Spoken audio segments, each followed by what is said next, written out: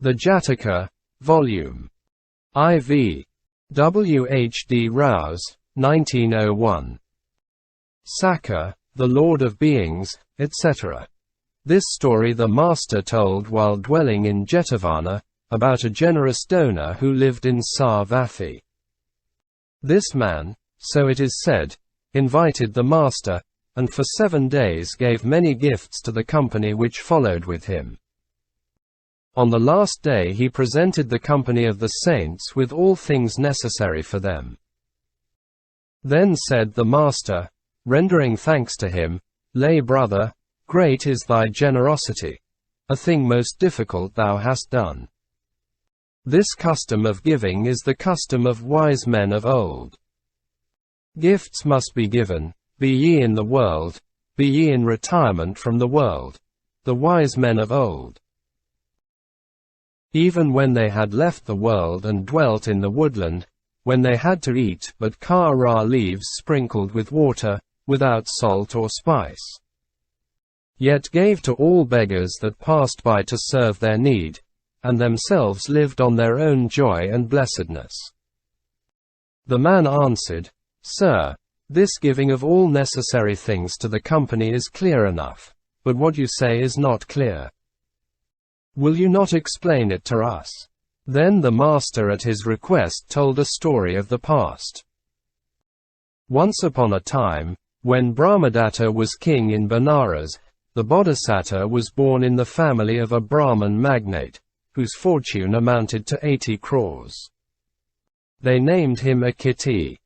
When the time came he was able to walk, a sister was born, and they gave her the name Yasavata. The great being proceeded at the age of 16 years to Benares, where he completed his education and then returned. After that his mother and father died.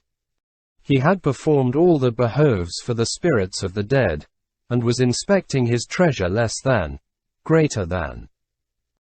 Hearing this he was disturbed in his mind, and thought, "This treasure is here for all to see, but they that gathered it are no more seen. They have all gone and left the treasure behind them, but when I pass away I will take it with me."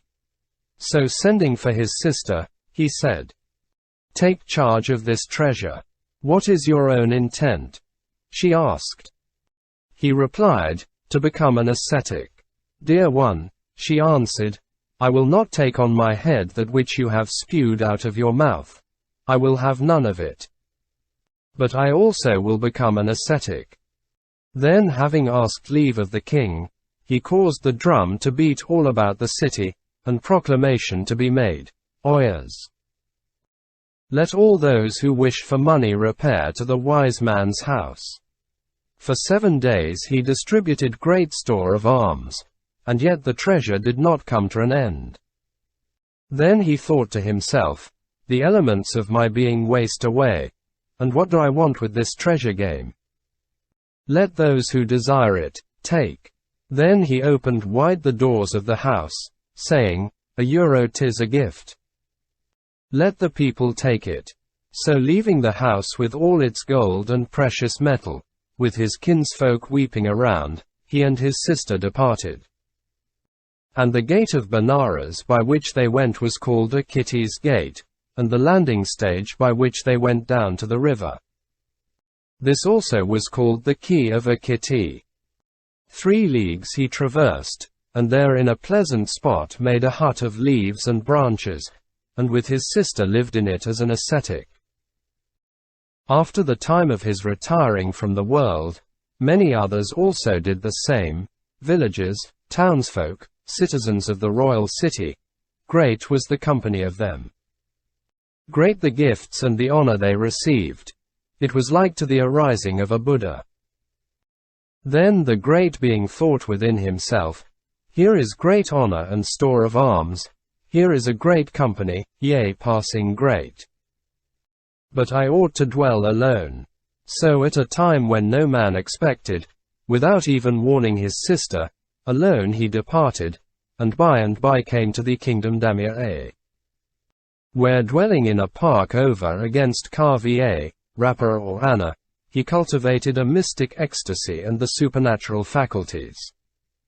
There also he received much honor and great store of gifts. This liked him not, and he forsook it, and passing through the air descended at the isle of Ka-Ra, which is over against the island of Nagar. At that time, Ka-Rada, Pa was named Ahida, Pa, the Isle of Snakes. There he built him an hermitage beside a great Ka-Ra tree, and dwelt in it. But that he dwelt there no man knew. Now his sister went searching for her brother, and in due course came to the kingdom of Damir, saw him not, yet dwelt in the very place where he dwelt, but could not induce the mystic ecstasy. The great being was so contented that he went no whither, but at the time of fruit fed upon the fruit of that tree, and at time of putting forth of leaves fed on its leaves sprinkled with water. By the fire of his virtue Sakka's marble throne became hot. Who would bring me down from my place? Thought Sakka, and considering, he beheld the wise man. Why is it, thought he, yon ascetic guards his virtue? Is it that he aspires to Sakkahood, or for some other cause? I will test him. The man lives in misery, eats Ka-Ra leaves sprinkled with water. If he desires to become Sakka, he will give me his own sodden leaves, but if not, then he will not give them.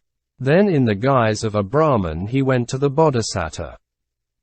The Bodhisattva sat at the door of his leaf hut, having sodden the leaves and laid them down. When they are cool, thought he, I will eat them. At that moment Sakka stood before him, craving an alms. When the great being beheld him, he was glad at heart. A blessing for me, he thought, I see a beggar. This day I shall attain the desire of my heart. 239. And I shall give an alms. When the food was ready, he took it in his bowl at once, and advancing towards Sakka, said to him, This is my gift. Be it the means of my gaining omniscience. Then without leaving any for himself, he laid the food in the other's bowl. The Brahman took it, and moving a short way off disappeared. But the great being, having given his gift, cooked no more again, but sat still in joy and blessedness. Next day he cooked again, and sat as before at the entering in of the hut. Again Sakka came in the semblance of a Brahman, and again the great being gave him the meal, and continued in joy and blessedness. On the third day again he gave as before, saying, See what a blessing for me. A few Ka-Ra leaves have begotten great merit for me.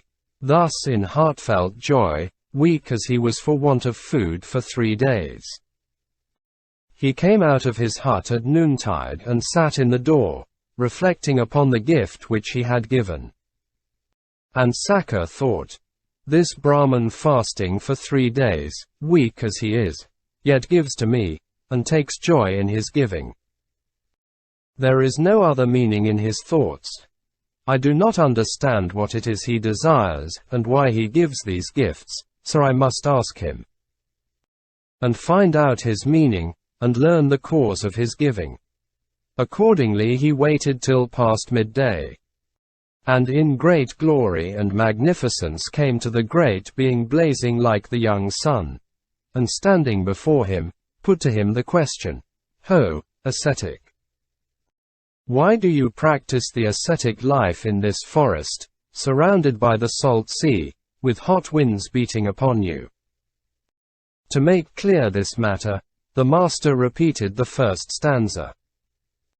Sakka, the Lord of Beings, Saurakiti honored, why, O great Brahman, do you rest here in the heat? He said. When the great being heard this, and perceived that it was Sakka, he answered and said to him, Those attainments I do not crave.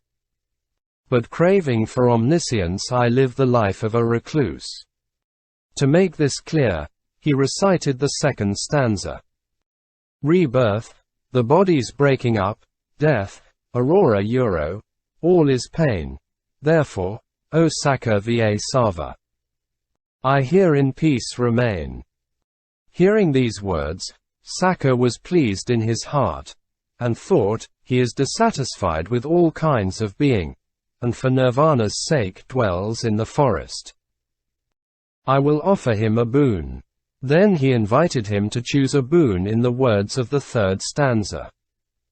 Fair spoken, Kasapa, well put, most excellently said. Choose now a boon a euro, as bids your heart, so let the choice be made. The great being repeated the fourth stanza, choosing his boon. Saka, the Lord of beings all, has offered me a boon, son, wife or treasure, grain in store, content not toa euro possessed. I pray no lust for such as these may harbor in my breast. Then Saka, much pleased, offered yet other boons, and the great being accepted them, each in turn repeating a stanza as follows. Fair spoken, Kasapa, well put, most excellently said. Choose now a boon a euro, as bids your heart, so let the choice be made. Saka, the Lord of beings all, has offered me a boon.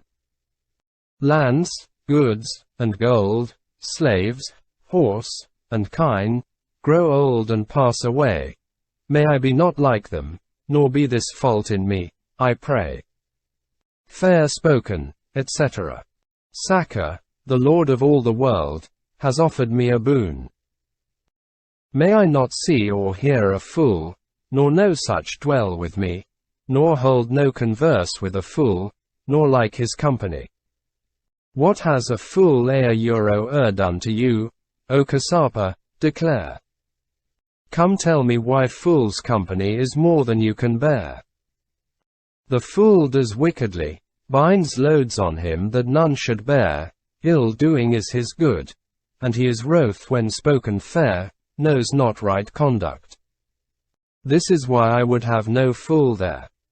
Fair spoken, Kasapa, etc. Saka, the Lord of beings all, has offered me a boon. Be it mine the wise to see and hear, and may he dwell with me, may I hold converse with the wise, and love his company. What has the wise man done to you, O Kasapa, declare. Why do you wish that where you are, the wise man should be there? The wise does well, no burden binds on him that none should bear, well-doing is his good, nor is he wroth when spoken fair, knows well right conduct. This is why a euro 'tis well he should be there. Fair spoken, Kasapa, etc. Saka, the Lord of beings all, has offered me a boon. May I be free from lusts, and when the sun begins to shine may holy mendicants appear, and grant me food divine. May this not dwindle as I give, nor I repent the deed, but be my heart in giving glad, this choose I for my meed. Fair spoken, Kasapa, well put, most excellently said. Choose now a boon a euro, as bids your heart, so let the choice be made. Saka, the Lord of beings all, to me a boon he gave. O Saka, visit me no more, this boon is all I crave. But many men and women too of those who live aright desire to see me. Can there be a danger in the sight? Such is thy aspect all divine, such glory and delight. This seen, I may forget my vows, this danger has the sight. Well, sir, said Saka, I will never visit you more, and so saluting him, and craving his pardon, Saka departed. The great being then dwelt all his life long, cultivating the excellences, and was born again in the world of Brahma. The master, having completed this discourse, identified the birth. At that time Aniruddha was Saka, and I myself was the wise Akiti.